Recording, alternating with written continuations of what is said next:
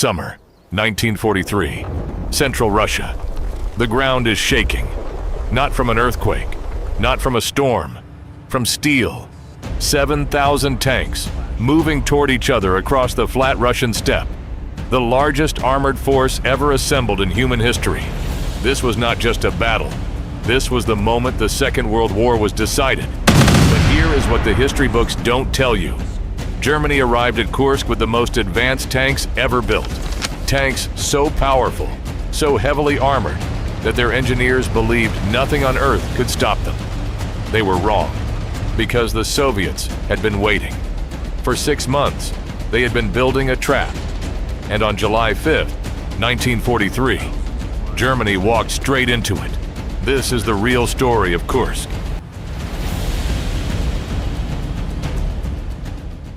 February 1943, the German 6th Army surrendered at Stalingrad.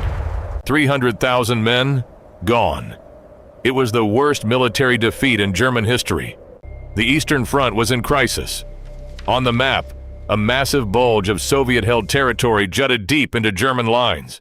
A salient centered on a mid-sized Russian city called Kursk. 6 Soviet armies were inside it. Hitler saw an opportunity. If German forces could drive south from Orel and north from Belgorod simultaneously, meeting east of Kursk, they would trap those 6 armies, destroy them, and reclaim the initiative. They would prove Germany could still win this war. He called it Operation Citadel. And to make it unstoppable, Germany's factories had been working overtime, building a new generation of weapons unlike anything seen before. Heavier, faster, more powerful. Hitler believed these machines would decide the battle before the Soviets could respond. He had no idea the Soviets already knew he was coming. Marshal Georgy Zhukov walked into Stalin's office in the spring of 1943 with a plan that went against every military instinct Stalin had. Don't attack. Wait. Let Germany come to us. Let them exhaust themselves. Then, and only then, strike back. Stalin hated waiting, but Zhukov had intelligence. He knew the German plan. He knew the terrain. And he knew exactly what kind of defense could destroy the most powerful armored force in the world. What followed was one of the greatest feats of military engineering in history. 6 defensive belts, stretching 65 miles deep, were built around the Kursk salient. Each belt had trenches, barbed wire, pre-positioned artillery, and interlocking anti-tank gun positions. Every gun was pre-aimed at specific kill zones before a single German tank appeared. Beneath the fields, 35,000 anti-tank mines. In some sectors, 1,500 mines per single kilometer.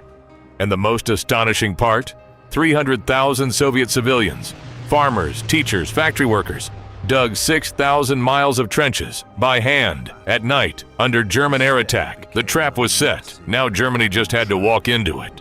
Germany did not arrive at Kursk with ordinary tanks. The Tiger one, 60 tons of armor, with a gun so powerful it could destroy a Soviet tank at over a mile.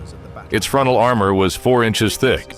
Most Soviet weapons simply bounced off it. Show no flaws. The Panther, faster, sleeker, with a long-barreled gun that outranged everything the Soviets had.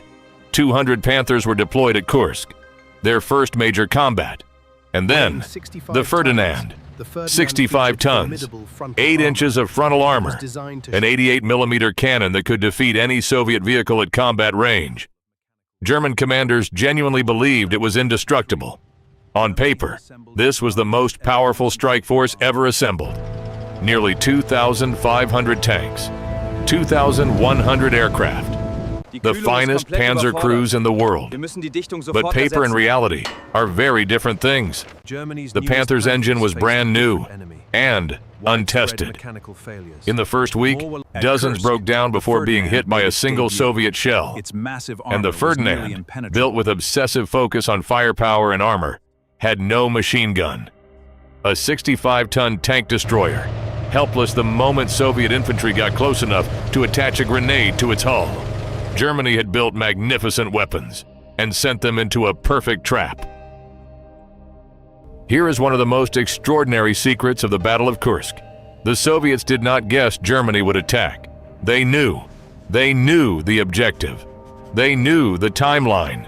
They knew the tanks. The intelligence came from two directions.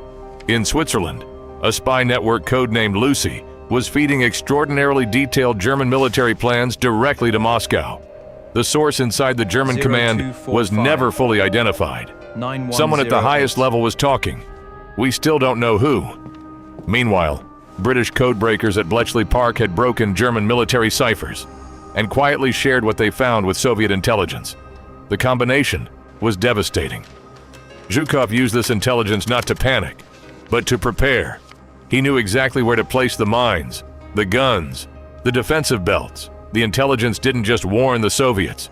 It handed them the blueprint of the battlefield months before the battle began. On the night before the German assault, a captured German soldier confirmed the attack would begin at dawn. The Soviets responded with a massive preemptive artillery strike on German assembly areas.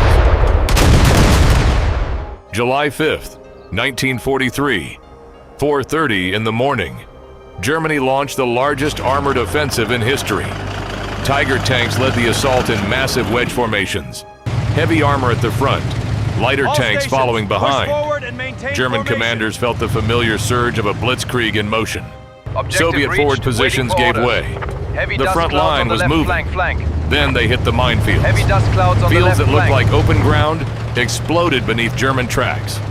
Tanks ground to a halt.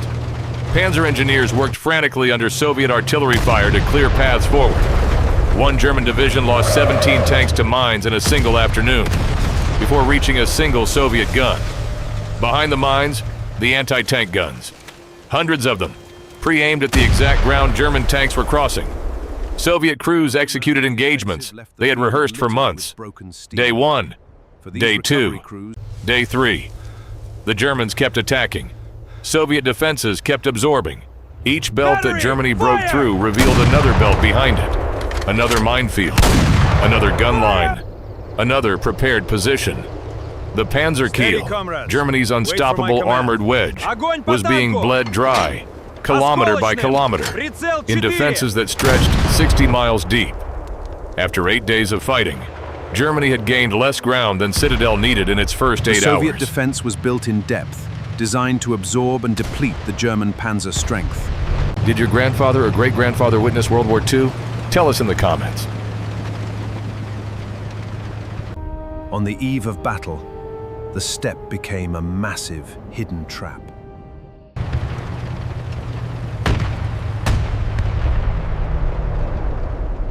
July 12th, 1943.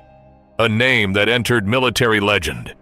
Prokhorovka. Soviet wartime propaganda described it as the greatest tank battle in history. 2,000 tanks meeting in open combat. The Wehrmacht shattered in a single afternoon.